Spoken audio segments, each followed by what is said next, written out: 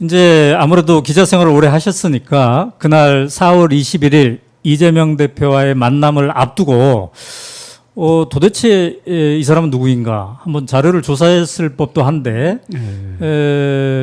좀 어떻게 조사했습니까? 네. 네. 우리 오 대표가 낸 책 있잖아요. 오마이뉴스에서 낸 책. 예, 그 뭡니까? 결국 국민이 합니다. 그걸 읽어보셨나요? 그 책 재밌게 읽었어요. 오. 특히 그 앞부분에 나오는 네. 그날 밤에 있었던 네. 어떻게 보면 한국 현대사의 결정적 순간인데 그때 아주 기민하게 행동한 거.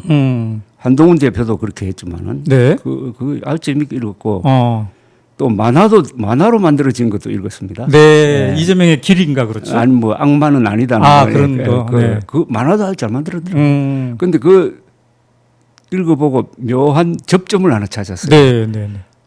저는 이 대면해서는 한 번도 만난 적 없거든요. 네, 이재명 대표. 안 만났는데 저는 또 비판하는 글과 네. 영상은 참 많이 했어요. 네. 그런데 보니까 접점이 하나 있더라고요. 그게 뭐냐 하면은 어떻게 보면 우리 만날 뻔도 했더라고. 네. 그게 80년대 후반인데 그때 우리 사무실 옆에 네. 서소문에 명지빌딩이라고 있었고 명지빌딩 9층인지 거기에 조영래 변호사 사무실이 있었어요. 조영래 변호사님. 네. 네. 조영래 변호사하고 매우 가까웠어요. 그래서 수시로 거기 가고 거기 가면은 그때 민주화 운동 한참 열심히 할 때니까 그 뭐 이상수 변호사라든지 네. 그 사무실에 천정배 변호사 있었고 네. 박서군 씨 네, 네, 네. 진보연대 네. 그 박서군 씨도 거기 있었고 해가지고 일종의 그 아지트였어요. 기자도 만나고 활동가도 만나고. 조영래 변호사를 중심으로 해가요. 그분이 아주 후덕한 사람이고 네. 이야기거리가 많은 사람이니까 거기서 시보를 했더라고. 이재명 대표가 청년 변호사 때 시보를 했더라고. 네, 네. 시보를 했다면은 아마 스쳤을 수도 있는데 저는 기억이 없어요. 그때 망원동 소송을 할 때 그 서류 정리하고 했다는 그게 있었어요. 그리고 변호사 개업하려고 하니까 그 조 변호사가 500만 원을 주면서 네. 그걸 또 써놨대. 쓰면서 더 고마웠던 것은 그 유명한 인권 변호사가 자신을 알아주는 데 대해서 고마웠다는 그 기절이 생각납니다. 네. 아까 이제 이재명 대표가 지은 책 결국 국민이 합니다. 첫 대목을 언급하시면서 한국 현대사의 결정적 순간들이라는 표현을 하셨습니다. 근데 제가 그 표현을 딱 듣자마자 월간조선 조갑재 기자의 현장 취재 타이틀이 늘 항상 그 제목으로 있었던 게 지금 생각이 납니다. 맞습니다. 자, 그런 입장에서 본다면 결국 국민이 합니다. 전체적으로 좀 읽어보셨을 터인데 어떤 책으로 느껴졌습니까? 역사적 기록이죠. 역사적 기록이다. 그러니까 12월 3일에서 4일로 넘어가는 그 순간에 대한 이제 믿을 만한 기록이 두 권이 나왔어요. 네. 한동훈 그리고 이재명 두 사람이 기록. 앞으로 많이 나와야 될 거예요. 네. 그리고 이건 뭐 영상으로 많이 찍혀 있고 하니까 이건 딱 앞으로 영화로 만들어야 돼. 그래요. 12월 3일. 그런 결정적 순간이 그 정도로 딱 압축된 결정적 순간이 11.6 사건이거든요. 11.6 사건이 1979년 10월 26일 밤 7시 전후로 해가지고 1시간 동안 그 공정동 식당에서 일어난 사건. 그렇죠. 그거는 제가 거의 분단위로 책을 한 권을 썼습니다. 그 사건은 한국 현대사의 30년을 결정을 했어요. 18년의 박정희 집권을 끝내고 그 뒤에 이어지는 전두환, 노태우 두 사람의 등장이 바로 그날 밤에 있었던 사건으로 좌우가 되었으니까 30년을 결정했어요. 그러면은 12월 3일에 있었던 이 사건은 과연 한국 현대사의 몇 년을 결정할까? 3년을 결정했습니다. 그죠? 3년, 지난 3년을 이렇게 마감을 했고 앞으로 여기서 생기는 어떤 새로운 세력 또 거기에 대한 반작용 이런 걸 통해서 어떤 역사가 앞으로 전개될 거냐 하는 그 흥미를 느끼게 합니다. 근데 이제 12.12 때는 유튜브도 없었고 생중계도 없었고 그런데 이번에 12월 3일 때는 이 오마이TV는 바로 여의도에 근처에 있어가지고 바로 현장에 달려갔고 당시 전 과정을 기록을 했고 예.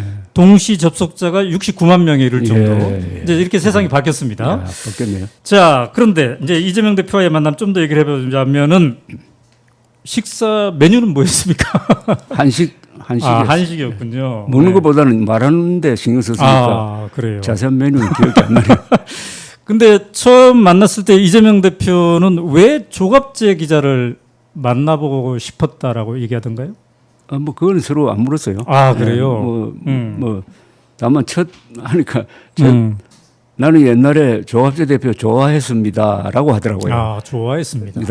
그런데 뭘 좋아했다고 하더라고요? 어떤 점? 그때 1980년대 후반의 저를 좋아했다는 뜻으로 보였어요. 그 1980 앞으로 우리가 글 쓰는 사람들이 1980년대를 연구를 해야 돼요. 1980년대의 10년 동안 엄청난 변화가 있었습니다. 그렇죠? 네, 그렇죠. 뭐 생생하잖아요. 80년대. 80년대의 그건 절대 암울한 시대도 아니고 피를 흘리면서 시작된 80년이지만 마칠 때는 민주화된 나라로 그리고 중간에 88년 서울 올림픽을 통해서 동구 공산권이 무너지는 충격을 주고 하는 이런 가장 순수했던 시대입니다. 특히 1985년 2.12 총선, 2.12 총선 이후에 민주화가 대세가 되잖아요, 그죠? 그 다음에 87년 6.29 선언, 그 다음에 12월 선거. 그때 최소한 6.29 선언 전까지는 한국 사람들이 한마음이었다고 생각합니다. 민주화, 직선제. 그러다가 6.29 선언 이후에 12월 대통령 선거가 다가오니까 김영삼, 김대중 동시 출마로 갔어요. 맞습니다. 그때부터 지역 감정, 그러니까 민주화 운동이 분열된 겁니다. 그 전에 만났던 사람, 자주 만났던 사람, 요새 가끔 또 연락이 돼요. 그때의 순수한 마음하고 요새 좀 비슷했어요. 왜냐하면 이분도 비상계엄이니까 비상계엄에 반대하는 데는 뭐 좌우나 뭐 지역이나 이런 게 없는 거 아닙니까? 또 없어야 하는 것 아닙니까? 자, 이제 일부는 언론에 실리기도 했습니다. 만나봤더니 명랑하더라, 뭐 이런 표현들. 근데 3시간 동안 만났는데 그때 받은 인상은 어땠습니까? 경쾌한 분이라는 생각이 들고요. 그 다음에 낙천적이라는 생각이 들고 대화가 편하고 아주 능력 위주의 생각을 가진 사람, 실용주의자 또는 실리주의자라는 생각이 들었습니다. 그건 제가 받은 인상이고 그러나 정치인은 그분의 정책과 행동을 통해서 평가를 해야 되니까 그 인상기로는 그랬어요. 원래는 선입견은 어땠습니까? 만나기 전에는? 선입견은 저는 뭐 별로 뭐 나쁜 것도 없고 좋은 것도 없었어요. 저는 기자를 하다 보니까 어떤 사람을 뭐 미워한다든지 어떤 사람을 극도로 좋아한다든지 하는 쪽으로는 잘 안 가요. 그 사안만 보고 그러는데 다만 보통 정치인은 저런 사건 하나만 걸려도 다른 데 일을 못 하는데 4개, 5개 재판을 받으면서 어떻게 견딜까? 어떻게 저런 얼굴로 견딜까 하는 그런 좀 미스터리한 생각을 갖고 있었어요. 그 미스터리가 쭉 풀렸습니까? 그날? 그분은 뭐 나는 사람을 미워하지 않습니다라는 취지의 이야기를 하더라고요. 자, 3분 중에 누가 제일 제가 이야기를 제일 많이 합니다. 많이 안 하고 우리 당시 이 대표도 이야기 많이 했어요. 이 대표도 많이 했고. 자, 그러면서 이제 어쨌든 그 만남에서 호기심도 있었고 가장 그 당시로는 또 지금도 그렇습니다만 대통령이 될 가능성이 많은 분이기 때문에 이제 그 자리에 함께 했을 텐데 그때 어떤 좀 제안도 직접 했습니까? 했습니다.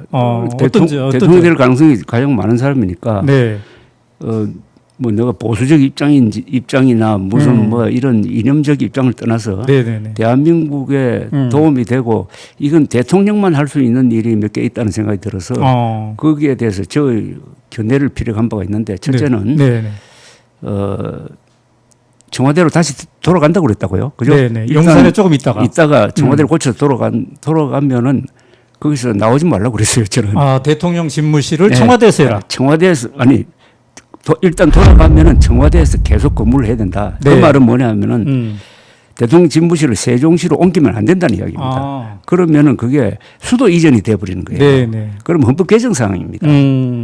그러면은 굉장히 이게 진통이 많고 에너지가 분산되고 더구나 이게 어떤 나라의 수도 이전은 엄청난 일이고 수도 이전 잘못하면 나라가 망해요. 그리고 내전, 내분, 암살 이런 제가 전례를 이야기하면서 했더니 이분의 말씀은 약간 동감을 표시하면서 세종시로 옮긴다는 그 공약은 했지만은 그렇게 할 경우에 개업 문제라든지 또는 수도권 주민들이 반발이라든지 그런 게 있어가지고 에너지를 낭비한다 정도까지 이야기했는데 아마 청와대에서 계속 근무하게 되지 않을까 하는 생각이 듭니다.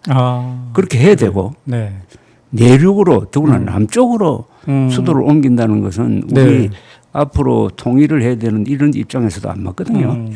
또 어떤 제안을 했습니까? 그리고 저는 이 대통령이 할 수 있는 가장 중요한 일은 어떻게 보면 안보 정책보다 더 앞선 정책이 언어 정책이거든요. 언어 정책. 그 나라의 언어를 어떻게 사용하느냐는 거 아닙니까? 우리는 지금 70%는 한자어로 표기가 돼야 되고 30%는 한글로 표기해도 되니까 한자와 한글을 병기를 해야 됩니다. 혼용을 해야 됩니다.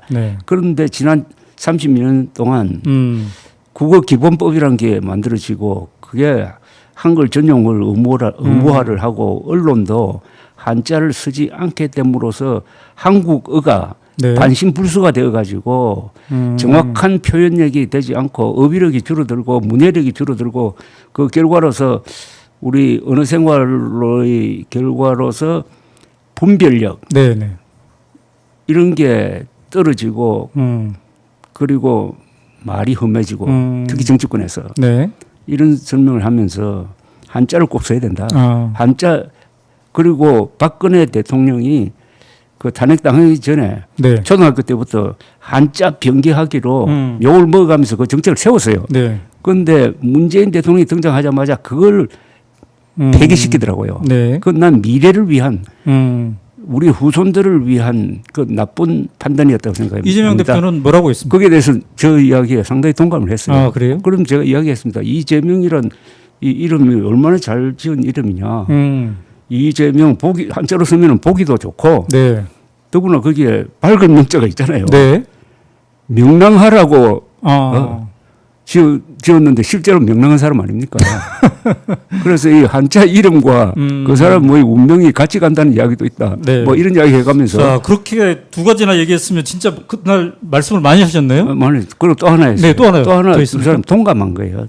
동감한 거는 제가 한국 현대사를 저의 취재의 중심 테마로 생각해 왔지 않습니까? 저는 기자 조갑제하면 그러니까 이제 현대사 취재. 부마 사태, 12.6 사건, 12.12 사건, 5.17 그리고 5.18 광주 이거는 다 제가 책을 한 권씩 다 썼다고.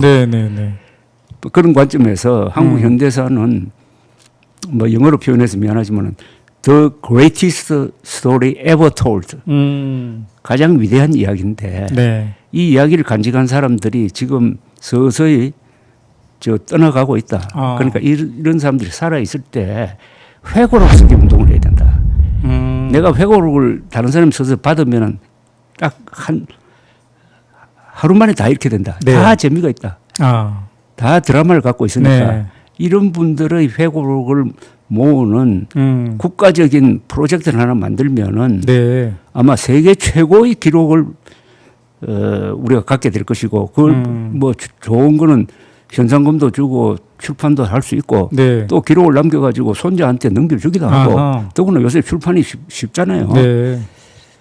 그렇게 했더니 아주 적극적으로 공감을 하는데. 그러니까 이제 전 국민 회고록 쓰기 운동. 이재명 대표의 책 제목이 결국 국민이 합니다인데 지난 현대사의 이 위대한 업적도 국민 개개인들이 모여서 한 거니까 예. 그들의 스토리를 잘 정리를 하는데 그렇죠. 그걸 이제 개인적 차원에서 자서전 쓰는 사람도 있고 그러지 않습니까? 그렇죠. 예. 그러나 조갑재 기자의 제안은 그걸 국가가 좀 지원했습니까? 그러니까 국가적 프로젝트가 있어야 된다는 거죠. 저는 네. 국가적 프로젝트 옛날 같으면 새마을 운동 그리고 서울 올림픽 이게 다 국가적 프로젝트였어요. 네네. 거기에 국민들이 다 참여를 했어요. 네. 국민들이 참여할 수 있는 프로젝트가 있어야 되는데 이 회고록 쓰기 운동은 우리 세계 역사에서 가장 위대한 기록이 된다 이겁니다. 그리고 거기에 한두 사람이 참여하는 게 아니라 전 국민들이 네. 다 거기에 글을 보태면은 그 자료가 네. 엄청난 자료가 되고 그걸 네. 모아놓으면은 거기서 좋은 소설도 나올 거고 영화도 나올 거고 얼마나 또 생산성이 많겠습니까? 제가 지금 들어보니까 네. 우리의 이 오마이뉴스의 모토인 모든 시민은 기자다. 아, 그거 통하네. 이거 통하네요. 통합니다. 예. 그러니까 지금 그거를 만약에 구체화해 본다면은 이제 글을 평상시에 잘 쓰고 또 예. 출판 여력이 경제적으로 있는 사람들은 본인이 내겠지만 그러지 못한 분도 많이 있을 터인데 이런 지방 도서관이나 이런 데서 그렇죠. 신청을 하면 그렇죠. 그 자기 말을 하고 싶은 분과 그렇죠. 작가를 연결해서 예, 할 이걸 수도 기록하기도 하고 그렇죠. 다양한 방법이 있겠네요. 구술도 하고 그 남기는 방법이 이제는 다양해졌잖아요. 네. 글 말고 사진 그리고 뭐 녹음, 영상 이런 것도 네. 있으니까요. 그 옛날에 이제 그 국제신문 기자를 하신 다음에 월간지로 마당에서 한 예. 3년 동안 근무하시고 예, 예. 그다음에 이제 그 시대에 있었던 매체가 그 월간지 뿌리 깊은 나무 이런 것도 있고 그랬는데 그렇습니다. 예. 저기 저 세미 깊은 물, 세무김 사상계 뭐 이런 것도 있었잖아요. 예. 근데 그때 당시에도 일반인들의 언어를 기록하고 구술하고 해서 책으로 막 내고 이런 것도 있었습니다. 지금은 이제 인터넷 시대이고 뭐 유튜브 시대이니까 훨씬 더 편하게 예. 그게 만들어질 수도 있겠네요. 저는 절대 이건 국가 주도로 해야 된다고 생각합니다. 아. 그 다음에 참여 인원이 네, 많아야 된다고 생각해요. 그래요. 글 쓰고 싶은 사람들도 있고, 네. 그 다음에 그런 능력이 안 되면 옆에 구술을 해줄 수도 있고. 근데 이제 굳이 왜 이걸 국가 주도 이렇게 얘기하는 사람이 있을 텐데 왜 그걸 강조하십니까? 국가 주도라고 해가지고 네. 뭐 이렇게 강압적으로 한다는 게 아니라 네. 국가가 코오디네이션을 해야지. 그러나 국가 주도라는 말은 무슨 뜻이냐면 참여자가 많아야 된다. 아, 네. 어느 뭐 한두 신문사가 주최한다는 이런 식이 아니고 네. 온 국민들이 거기에 관심을 가지고 자기의 과거를 기록하는 순간부터 사람이 좀 엄숙해지잖아요. 네. 그걸 읽는 그 아마 가족들이 먼저 읽을 거라고. 네. 전 국민적으로 어쩌면 그렇죠. 나의 삶을 되돌아보고 되돌아보고. 또 다른 사람에게도 영향을 그럼 미치고. 물론 세계에서 이런 자료가 없다 이거죠. 세계에서 이런 프로젝트도 없어요. 자, 그랬더니 이재명 메모를 하더라고요. 후보는 메모. 아, 그거 좋은 아이디어라. 좋은 아이디어라. 메모 끝난 잘하면은 네. 이루어지지 않을까 하는 생각도 그래요. 들어요. 자, 이제 이재명 후보는 나를 유능한 도구로 써주세요. 이런 거를 이제 유세 때마다 얘기를 하고 기회 있을 때마다 얘기를 하는데 유능한가? 아, 이분이 과연 유능한가? 여기에 대한 인상은 어떻게 받았습니까? 물론 뭐 3시간의 만남으로 다 파악될 수는 없겠죠. 유능하냐 무능하냐는 이건 좀 좋은 사람이냐 나쁜 사람이냐가 아니라 능력을 보는 거 아닙니까? 아, 네. 그 능력만 보면 뭐 유능하죠. 이제 문제는 좋은 방향으로 유능하냐 안 하느냐는 대통령이 당선된 이후에 네. 본인이 증명해야 되지. 그죠? 네. 그 캐파빌리티는 엄청나죠, 사실은. 그건 뭐 과거에 전력이 성남시장, 경기도지사, 그 다음에 당 대표를 해가면서 그 사법 리스크를 극복해간 과정 오늘까지 온 거. 그 다음에 이번 대통령 선거의 득표율, 표차 이런 게 그분의 유능함을 증명하는 자료가 될 겁니다. 그 다음부터는 이제 좋은 방향으로 유능하도록 했으면 좋겠다. 자, 4월 21일 그 3시간의 만남 얘기는 이제 이 정도로 하려고 하는데 제가 혹시 질문하지 않은 것 중에 그래 그날 그런 일이 있었어 좀 보태고 싶은 게 있다면요? 대통령이란 말을 국민을 크게 통합시키는 우두머리라고 해석을 하더라고요. 아, 그 자리에서. 네, 뭐 아주 멋진 해석. 네. 그렇지 않습니까? 네. 뭐 내란 우두머리 이렇게 대칭시키기 위해서 그런 말을 하는 것 같지는 않은데. 하여튼 제가 그런 이야기를 한 적이 있어요. 대통령이 되면은 문법이 달라져야 된다. 그러니까 어떤 문법이냐? 그건 헌법에 기초해야 된다. 네.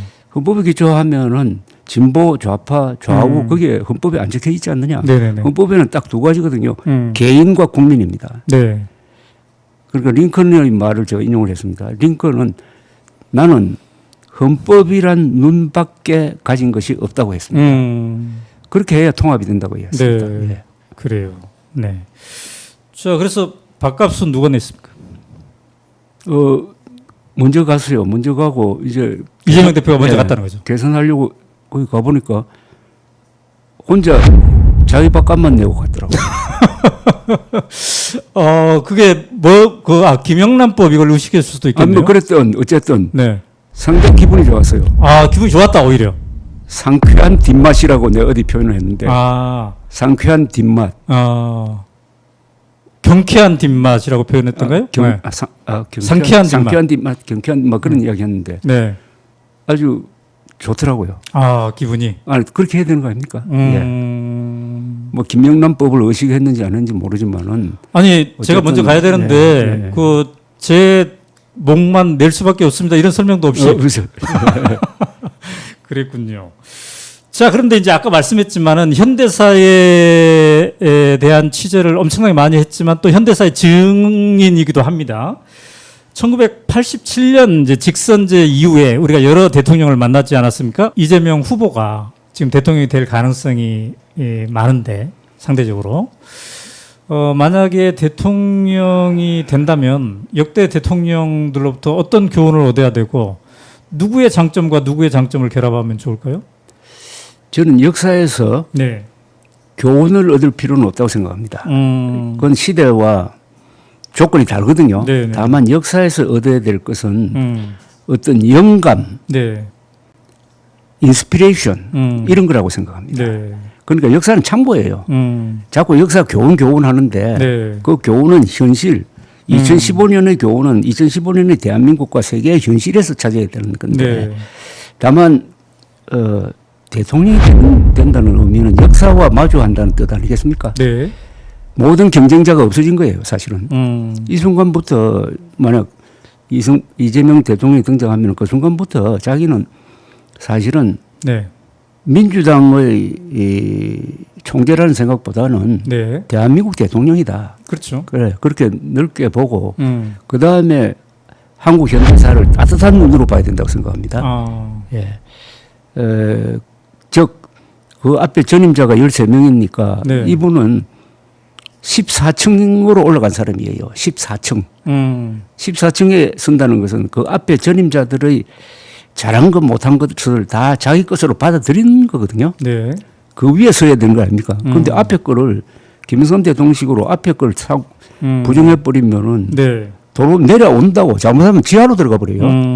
그러니까 긍정적 역사관을 갖는다는 게 네. 대통령에게 있어서 제일 중요한 게 저는 정책 마인드라기보다는 역사관이라고 생각합니다. 긍정적 역사관. 네. 그렇다고 뭐 턱도 없이 미화하라는 게 아니에요. 저는 대한민국의 건국 이후의 77년 역사는 가장 위대한 이야기고 네. 이걸 자기의 것으로 받아들이고 하는 그런 마음을 가지고 어떤 행사를 한다든지 네. 할 때 그 자연스럽게 국민 통합이 되는 거예요. 네. 그 다음에는 저는 네. 딱 한마디 말로 다 설명된다 봅니다. 실사구시. 동양에서 만들어낸 어떤 정치 철학적 용어 중에서는 네. 최고가 실사구시죠. 가장 짧고 가장 위대한 지혜가 들어있는데 그 네. 실은 현실이고 사는 사실 아니겠습니까? 네. 현실과 사실에 기초해가지고 올바른 정책을 모색한다는 뜻이 실사구시인데 그 사에는 과학이란 말이 들어가는 거 아니겠습니까? 네. 그러니까 법과 사실과 과학에 기초해가지고 네. 정책을 수립하고 펴달라는 이야기를 하고 싶은데. 네. 저 백낙천 교수님 아시죠? 네. 그분이 이제 이 자리에서 오연호 가문따 이 자리에서 나오셔가지고 한 2년 전입니다. 이재명 후보의 정치력을 평가하면서 김대중 대통령 이후에 이 민주당 계열 쪽에서 최고의 정치 지도자다 이런 표현을 했습니다. 당 장악력이라든지 뭐 이런 것들을 봤을 때 이런 평가에 대해서는 어떻게 생각하십니까? 제 처음에는 그게 상당히 좀 지나친 이야기가 아니겠느냐 생각이 됐는데 요사이 보니까 네. 일견 그럴 수도 있겠다는 생각이 들고 네. 이번 대통령 선거에서 예컨대 한 500만 표 차이로 이긴다면은 네. 그 수치로서 뭐 증명된다고도 볼 수 있겠네요. 그죠? 뭐 네. 제일 중요한 게 선거에서 어떤 성적표를 받느냐는 네. 건데 네. 그 다음에 이제 그걸 증명하려면은 네. 앞으로 5년 동안 집권할 때의 성적표가 진짜 나와야 되겠죠. 네. 근데 이제